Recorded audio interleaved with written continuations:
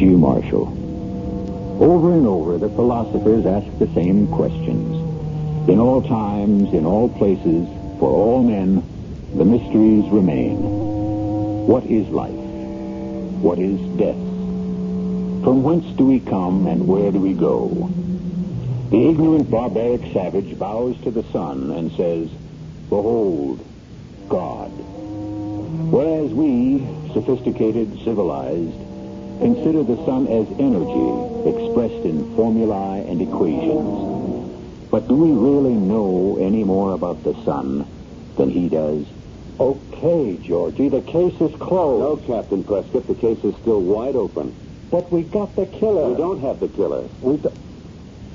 100 people saw him pick up that knife and stab her with it. He didn't do it. Not only did 100 people see him do it, he also admits he did I it. still say he didn't do it. Are you telling me that 101 people are crazy? I don't care what they saw. He did not kill his wife. Okay. I'll go along with it. Who did? The high priest of the Wolf Clan. Is that right? Who is this high priest? I don't know. Oh, so you don't know. Do you maybe know where we could find him? You can't find him. That's impossible. Oh? Is it? Why? He's been dead for maybe 1,000 years. But he's your killer, Captain.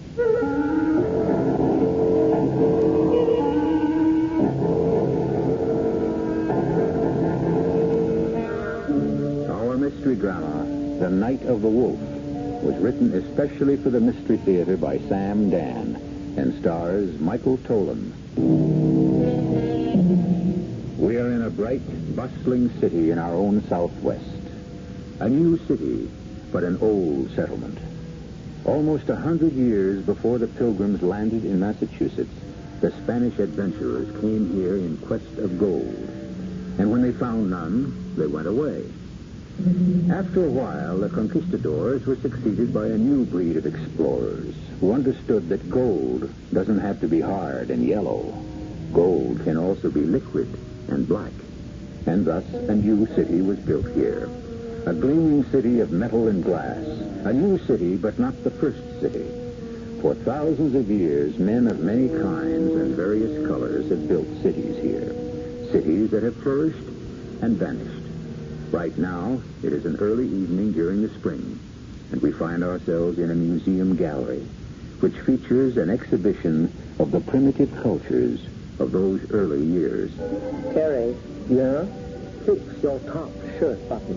But it's hot in here. Close your collar and pull up your tie. You look like an ape. Okay. Don't embarrass me in front of my friends.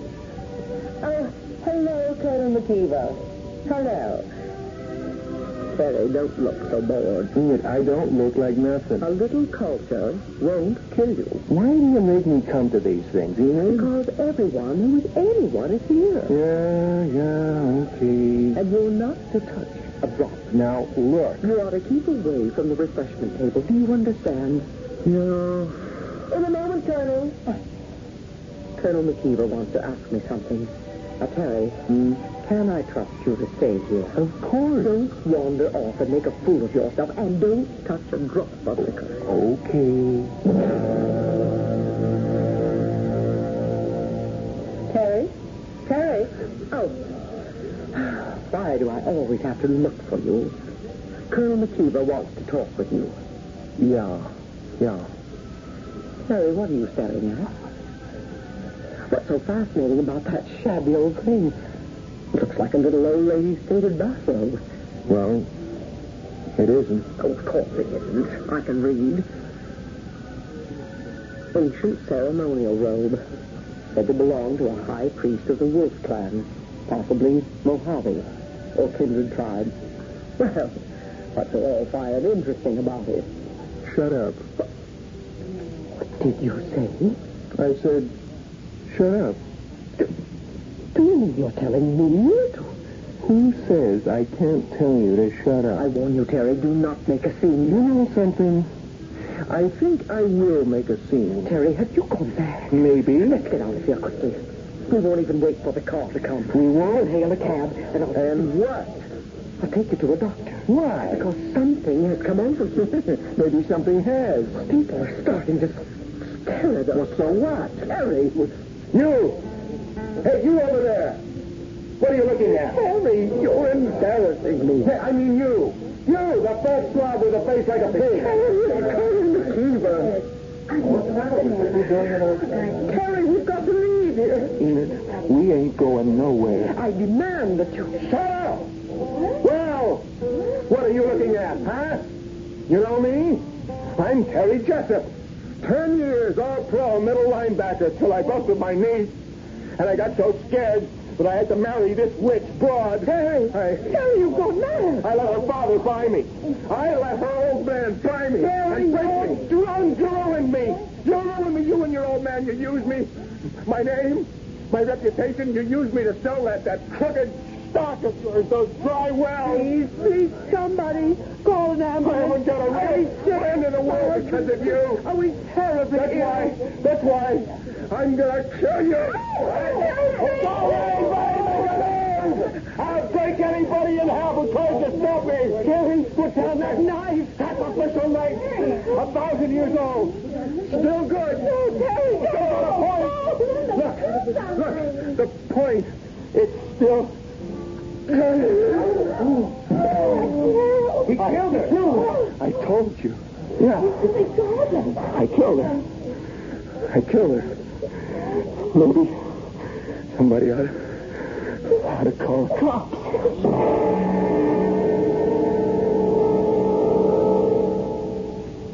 I don't know why, Lieutenant. I don't know. Just answer this. How long have you wanted to do it? Well, I never wanted to do it. Yeah? Well, something just came over me, that's all. That's not true. I swear, Lieutenant. Now, you forget you killed her in front of 100 witnesses. You said that her old man bought you. I never said any such thing. Now, don't fight it, Terry. 100 people heard you. But I don't remember saying it. Do you believe it? No, I don't believe it. Why would I... You said they used you to sell a phony stock. Well, how could... Terry, I wouldn't say this if I didn't get it from people who were standing there. You said that you lost all your real friends because of them. It's crazy. That's what you said.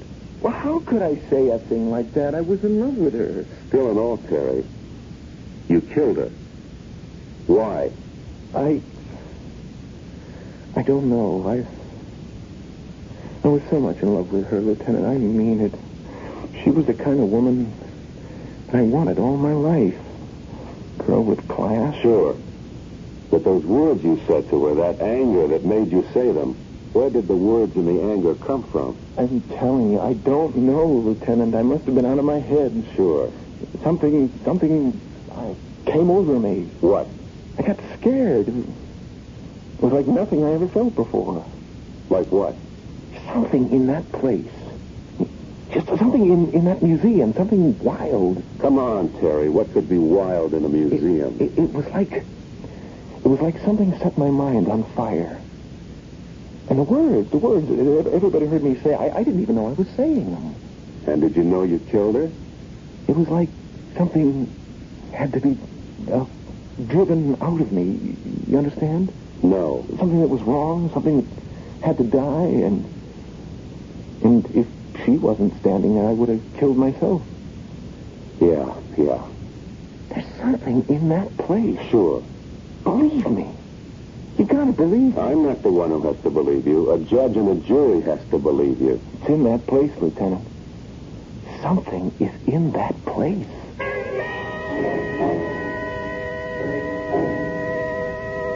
Now, Miss Atkins, you were here last night. You saw what happened.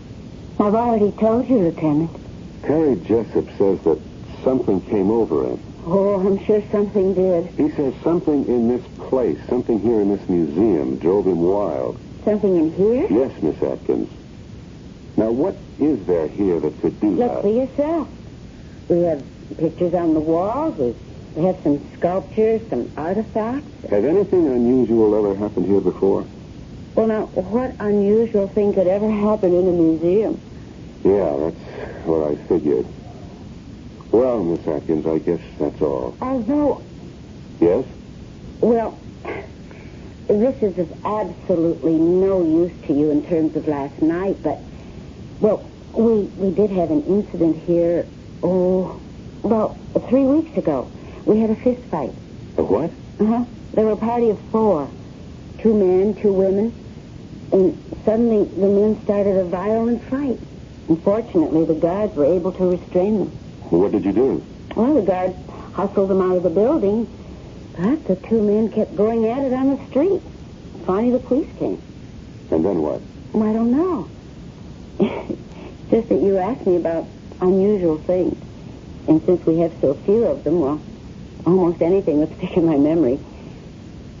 Yes, it was exactly 3 weeks ago.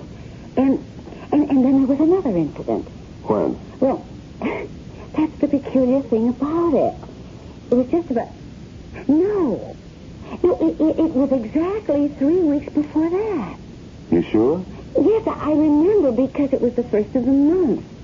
And the first day of this special early American Indian exhibit. What happened? Well, there was a man. And he was standing, well, right where Jessup was standing. And also right where those other 2 men were standing. The exact same spot. And? He was an elderly, dignified, well-dressed man. And all of a sudden he shouted, "I'm wrong, I wasted my life." And with that he emptied his pockets. He threw his watch and his ring and all his money away. And then he started to take off his clothes. And then what? Well, the guards just restrained him and he was taken to the hospital.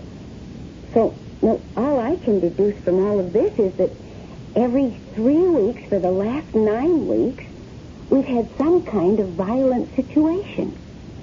Does any of this help you? It's interesting, but I don't see where it can take us.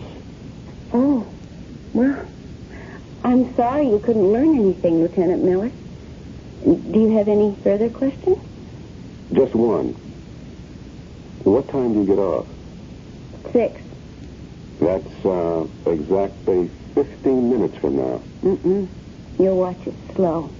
It's less than 10. How about some dinner? But you've never asked.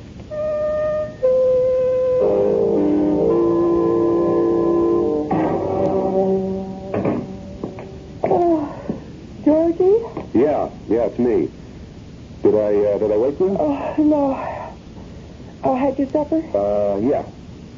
What did you eat? Oh, I don't know. I just grabbed this sandwich on the run. Oh, you shouldn't do that, Georgie. You've got to have a balanced diet. That's why I like you to eat at home when I can make sure. Okay, Myra. Did you put the money in the checking account? Georgie, you got to talk to Jerry.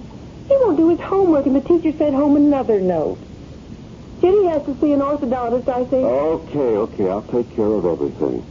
When? Starting Sunday, I get 3 days off. No, but you never take your time I off. can't just walk off in the middle of a case, Myra. Where were you tonight? Where was I tonight? Where do you think I was tonight? I was with some beautiful blonde. We had cocktails and dinner. Then we went dancing afterwards at a nightclub. And then we wound up the evening in a bachelor pad. I'm sorry, Georgie.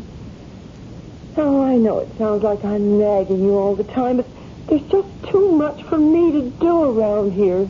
All by myself. I know. But, honey, once I make captain, you'll see everything will be okay. You used to say that before you made lieutenant. Yeah, but just wait. Everything will work out. Sure, I know it will. I'll tell you what. I'll make us a snack, and we can sit up and talk. Now, honey, I'm beat. It's been a long, long day, and I got to get an early start in the morning. You understand? Sure, Georgie. I understand.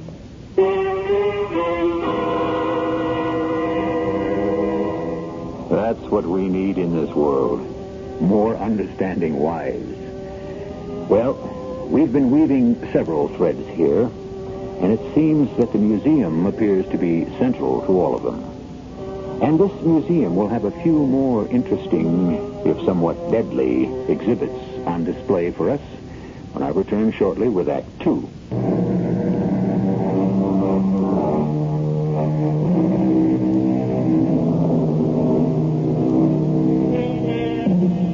The other night, Terry Jessup, an ex-football player who was considered to be, for all his size, a rather calm and gentle person, suddenly went berserk and murdered his wife.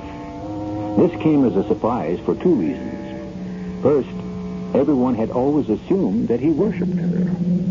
Second, he killed her in a museum, of all places. You going to be home for supper, Georgie? I don't know, Myra. I'll have to call you. Why don't I just figure you won't be, as usual? That might be best. Promise me you'll eat. Sure. Honey, you're at the age where a man can start to get all kinds of things wrong if he doesn't watch himself. I'll take care of myself, Myra. Look, honey, I know you got the kids all day in the house, but, But what? It's just how it works out. You've got your job. I have to put up with it. Well, that's just it. You say you have to put up with it. Well, I do, don't I? Like these other men in this neighborhood, they have jobs out at 9, home at 5, Saturday and Sunday off. And that's it. Well, you knew I didn't have that kind of job when you married me. You knew what life would be like on the force. I also knew some 9 to 5 cops. Yes, and you knew I wasn't one of them. Honey, I just wish you didn't have to work so hard. But I like to work hard. You know your problem? I don't have a problem. You should develop some interests.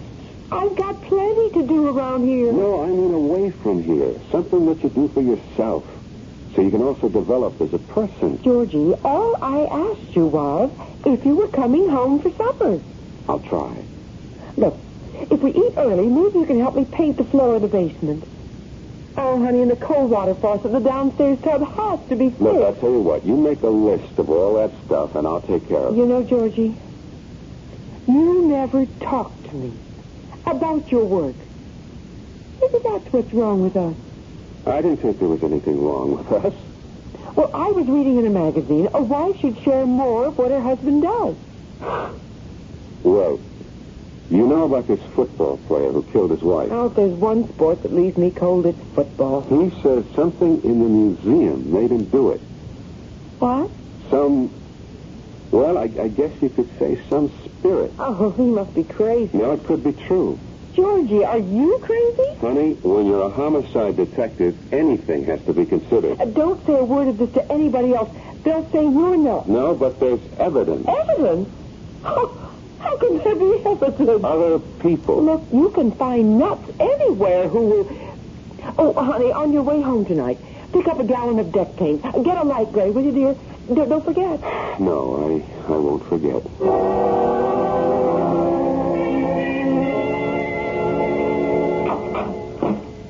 Hi. Hello, Polly. You busy? Swamped. Maybe I better come back another time. Oh, you do that. I shouldn't be here, Polly. I won't say a word. We agreed last night it mustn't go anywhere. Oh, yes. We agreed. But last night would have to be the end of it. I know. But the real reason I'm here is this does happen to be the scene of the crime. That's true. Something in this place made Terry Jessup kill his wife, made those other people go crazy. Something? I don't know too much about it, but it could be some kind of spirit. You think I'm crazy? No. Well, the way I figure it, these tribes, they believed in magic. It was their religion. Maybe there was some truth in it for them. And so... Well, go ahead. And so these things, these knives and clothes and the things here, the magic could still be in them. Or on them or something. Now you go ahead and call the guys in the white coats. I'll do no such thing. I always believed in that myself. But you're educated. So are you. I don't have the books. You don't need the books. Come here. Polly,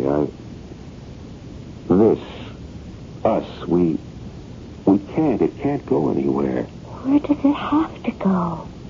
It's already arrived. Polly, can I see you tonight? Why do you feel you have to ask?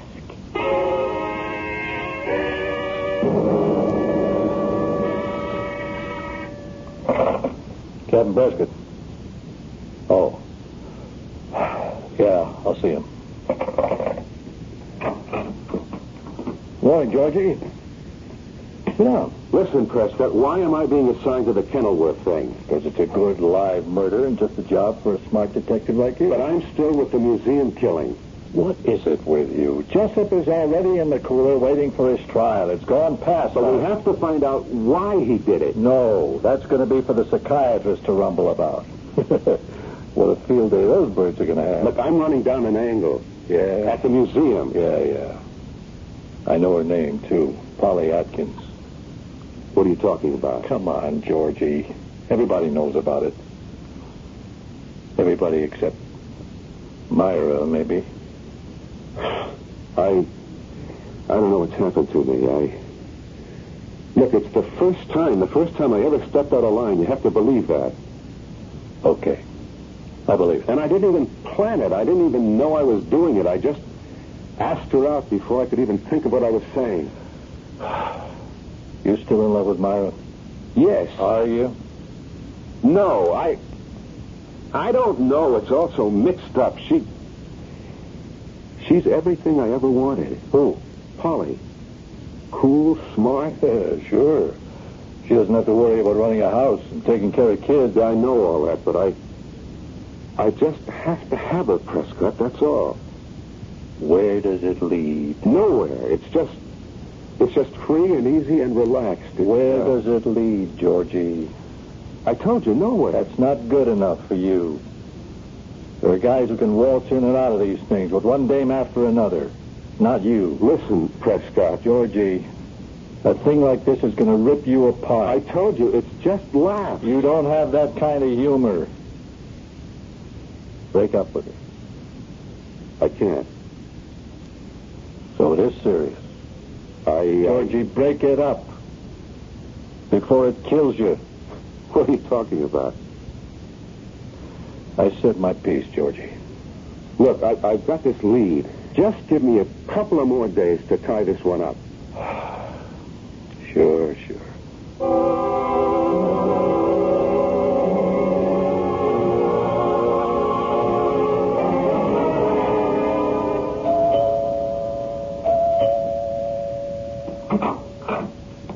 Yes?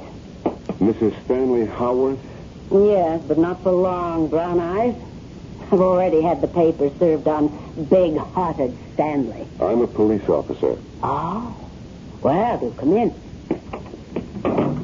Your husband, Mr. Stanley Howarth. Do we have to talk about him? About a month ago, you, your husband, and another couple, a Mr. and Mrs. Andrew Seeley, Yeah, that's another great pair. were in the Museum of Indian Art. I still don't know whose bright idea that was. Suddenly, your husband and Mr. Seeley started swinging at each other. Why? Why? Yes. Well, I don't know. Did anything happen that would have created a fight? They just couldn't start swinging at each other for no reason at all. Well, the truth is, neither of them's a great intellect, if you know what I mean. Could you just tell me everything that happened while you were in that museum? You got a one-track mind. Well, let's see. I don't know why we went there. But Betty Seeley said, let's go for laughs. Shows you where she is. So we wander around, the whole thing's a drag, and I say, Stanley, let's take off, and he says, shut up. Why? Stanley's a man of few words, and those are two of them. Well, anyhow, everybody's saying to Stanley, let's go, but he's just standing there, staring at this thing that looks like a bathrobe. A bathrobe? Well, no, it ain't a bathrobe. It's one of those old Indian robes, and he's staring at it like he's hypnotized. Yes. So, Andy Seeley puts his hand on Stanley's arm and says, let's go.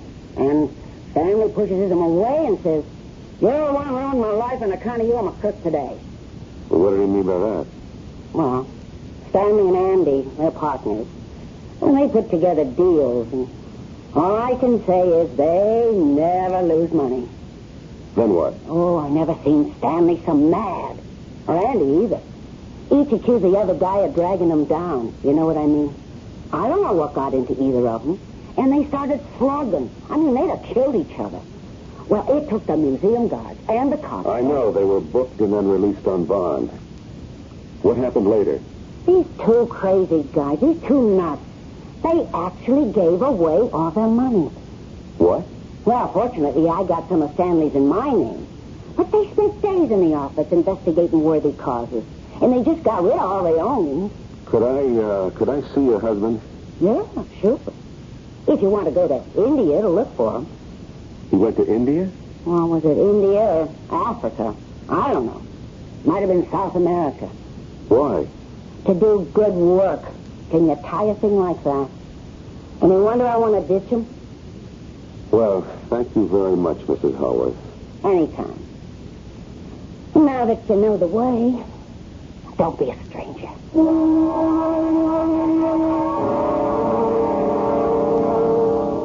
Terry, try to think. I can't remember nothing, Lieutenant. You were looking at something. I don't remember. Were you looking at anything special? I can't recall. Were you looking at a robe? A robe? Yes, a robe.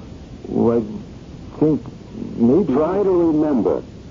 A robe, Terry. Would a robe mean anything to you?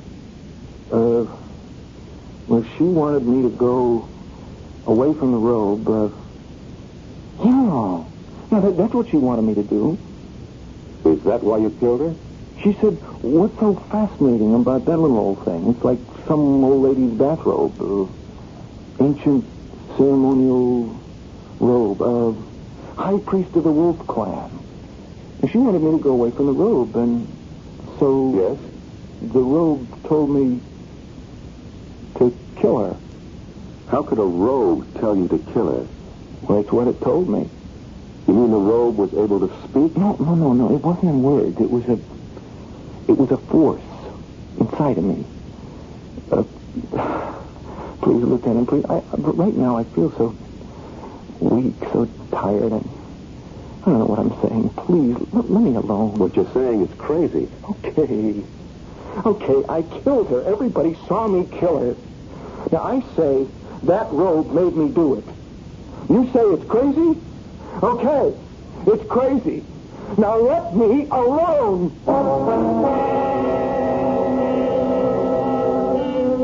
What does science have to say on the subject? Science, in its wisdom, states that matter cannot be destroyed. Philosophers agree in principle because they claim that ideas cannot be killed. So if there was something in that ceremonial robe originally, who is to say it isn't there yet? It's been there for 1,000 years, and it will still be there in a few moments when I return with Act 3.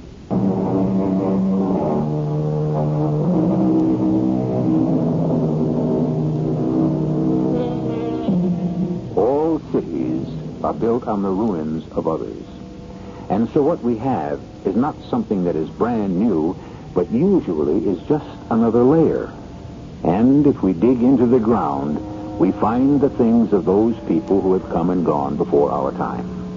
But we don't have to dig to find the ideas and the forces and the spirits that move them.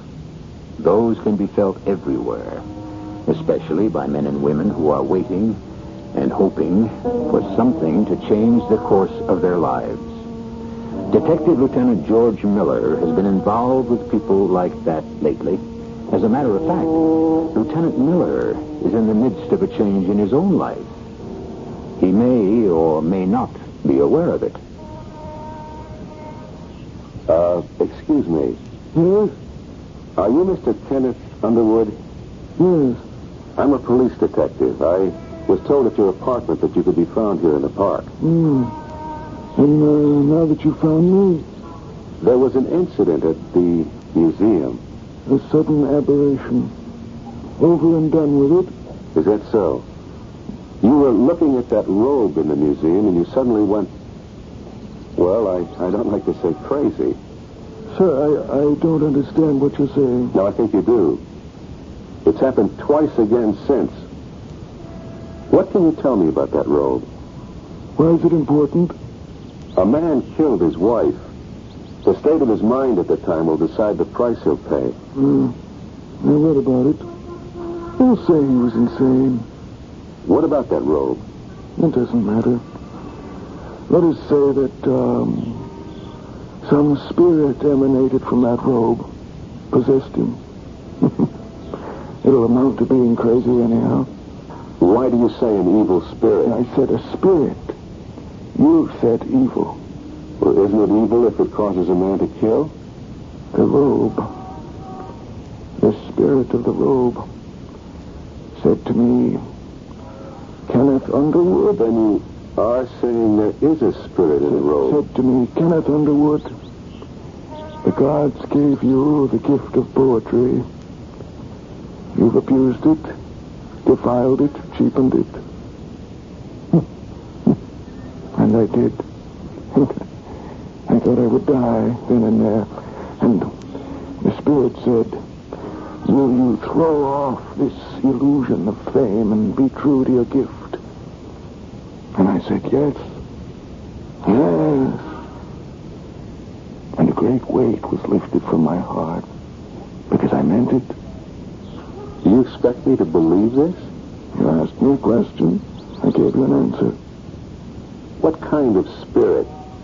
Some days later, I returned to the museum. I examined the robe. There's a kind of design in it. I spoke to an authority on the ancient Indian cultures. He said it was the robe of the Wolf Clan's high priest. That's what it says on the printed card. The Wolf Clan. The clan responsible for the moral purity of the tribe. Each month on the third night before the full moon, every adult member of the tribe had to pass before the high priest.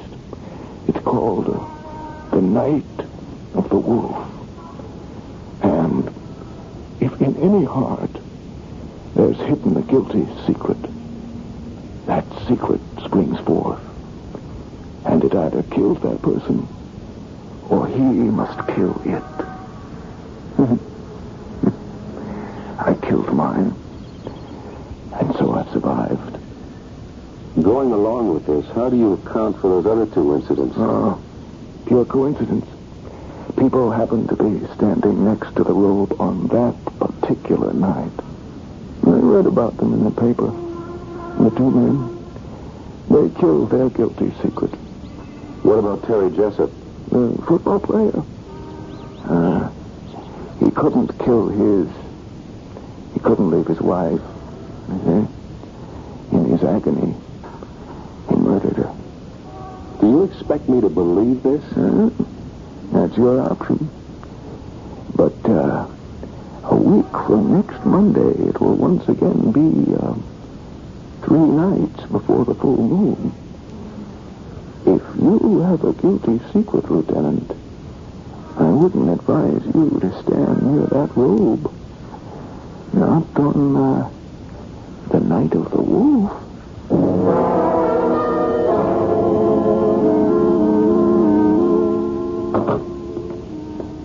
Myra? Georgie, I didn't expect you. What do you mean you didn't expect me? Well, honey, you usually don't get home for dinner most nights. Well, I always call. Where are the kids? Oh, well, you know Tuesday's Jerry's night for the Cub Scouts. And Ginny's sleeping over at a friend's tonight. I didn't prepare anything. That's okay. You want to go out and eat? Well, no. Okay, then let's just spend a quiet evening at home. We're entitled to it. I don't know if I can, honey. Why? What's the matter? Well, you said I should get myself an interest. I did. What do you mean? I took up bowling. Oh, well, that's great. Yes, we have a neighborhood league here. And tonight's our night. Actually, I was just on my way out the door. Oh, well, then why don't you just go ahead? Oh, you see, Georgie, I'm captain of the team. It's an important game. I understand. Otherwise, I'd call it off. No, sure. Look, I will call them and say that something has come up. No. I'm going to turn in early anyhow. You sure you don't mind? Honey, you go out there and roll a 300 game for the old man. Oh, silly. I'll be home early.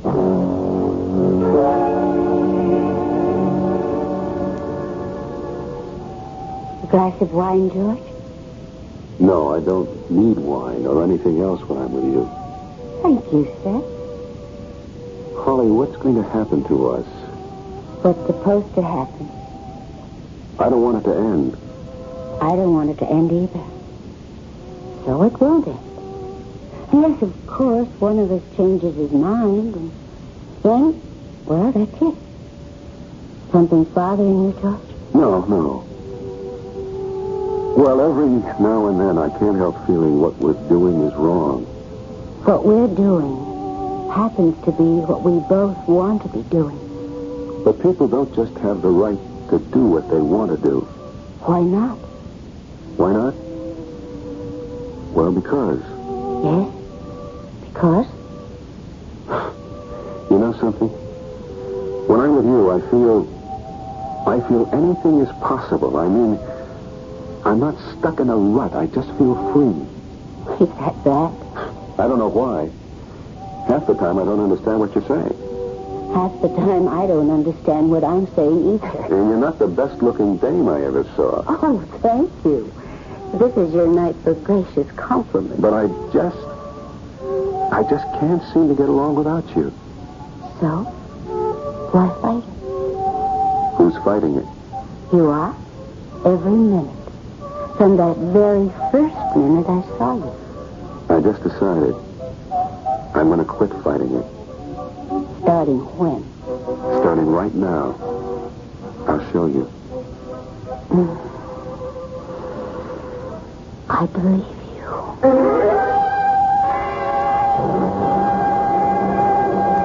How much longer you want to fool around with the museum murder case? That's why I want to see you, Prescott. I want you to take me off it. You're off. As of right now.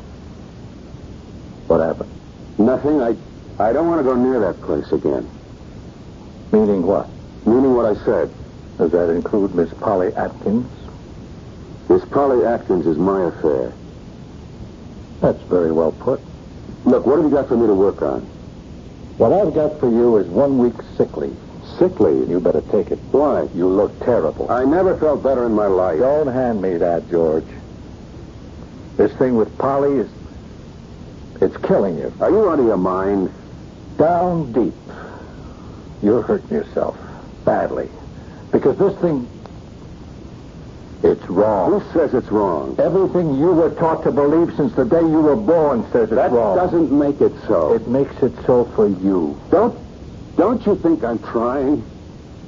I say I'll never see her again. But the next day... Let's not get confused with any of that. It's just wrong. That's all. It can't be. It seems that the two of us, Polly and me, we just belong together.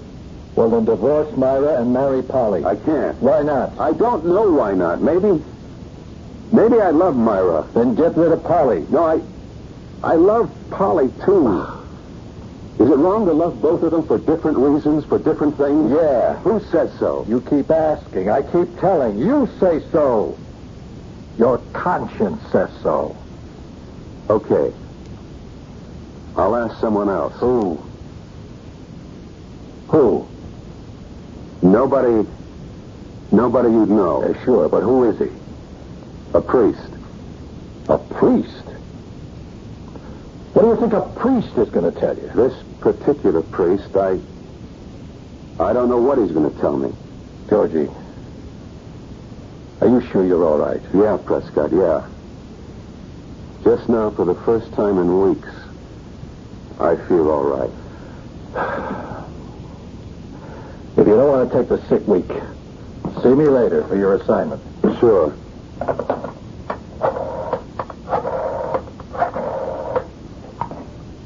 This is Lieutenant Miller of the police department. I want some weather information, please. What will be the third night this month before the full moon? I have to know exactly.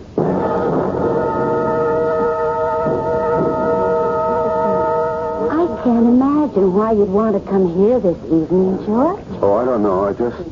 I just want to see the exhibit again. Well, I'd think you'd seen all you wanted of it this past month. Well, I never really looked at things before. Did you call Captain Prescott? Yeah. Now, why do you want him to be here? Did he say he'd come? He should be here in a minute. Well, why do you want him? I may need him. For what? Maybe for nothing. I hope for nothing. Georgie! What's this all about? Oh, Prescott, I'd like you to meet Miss Atkins. Oh, we met on the phone. How do you do? Now, Georgie, what do you want me to see? I want to show you a robe. A roll? Yes. Right there. That? That moth-eaten looking thing? What's the point? It belongs to the priest. The one I said I was going to see. Miss Atkins, you know what Georgie is talking about? The robe of the high priest of the Wolf Clan. George, you're pale. Something the matter? Polly, do you believe with all your heart that you and I, we two, we're right? Oh, I believe it, George. I believe it. But Don't say any more.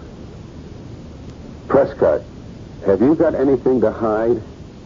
Anything on your conscience? Everybody's got something on his conscience. No, I'm talking about something wrong that's vital to your life. Georgie, I don't like the way you look. You don't feel a terrible pain in your head? Georgie. You don't feel a tightness? It's so tight in your chest. I think we better call a doctor. Your whole body's not on fire? On fire? Oh, then you're safe. It's me. a telephone for... No, don't go. Don't. George, all she wants to do... No, I won't give her up. I won't. I can't, no matter what you say. I won't give her up. I'll kill her first. I'll kill myself. George, put that knife back. The same night that other man used. George, I won't give her up. I love her. Wait a minute. No, let's put no.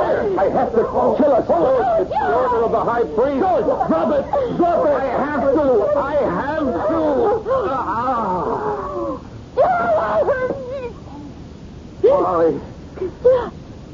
Polly, I'm sorry. Quick, call an ambulance. No, don't bother.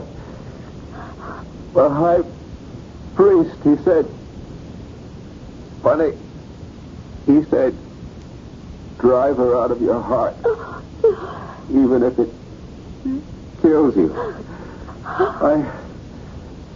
I drove you out of my heart, and now I have no heart at all.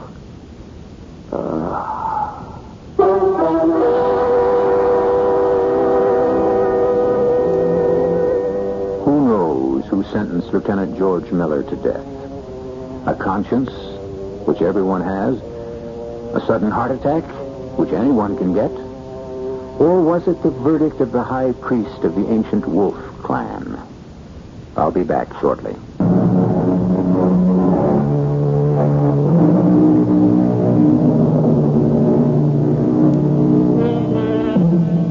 It has been said, when a man lives with truth, there also will justice dwell. For the man of honesty and righteousness will determine the verdict for himself. He will be his own judge, his own jury, and if justice demands it, his own executioner. On this show, we deal in poetic justice every time, and we will have another case in point for you tomorrow. We hope you will continue to be interested. Our cast included Michael Tolan, Joan Shea, Evie Juster, Ken Harvey, and Russell Horton. The entire production was under the direction of Hyman Brown. This is E.G. Marshall inviting you to return to our Mystery Theater for another adventure in the macabre. Until next time, pleasant dreams.